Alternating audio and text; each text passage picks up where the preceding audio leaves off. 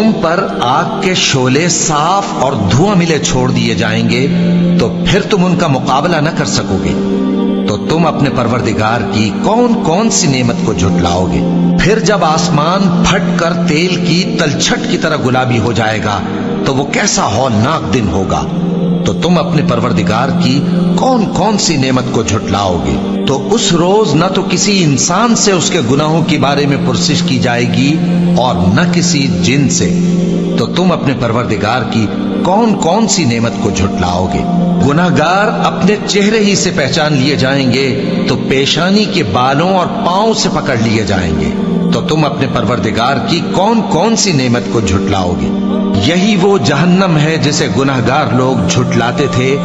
वो दोज़ख और खौलते हुए गर्म पानी के दरमियान घूमते फिरेंगे। तो तुम अपने परवरदिगार की कौन कौन सी नेमत को झुटलाओगे।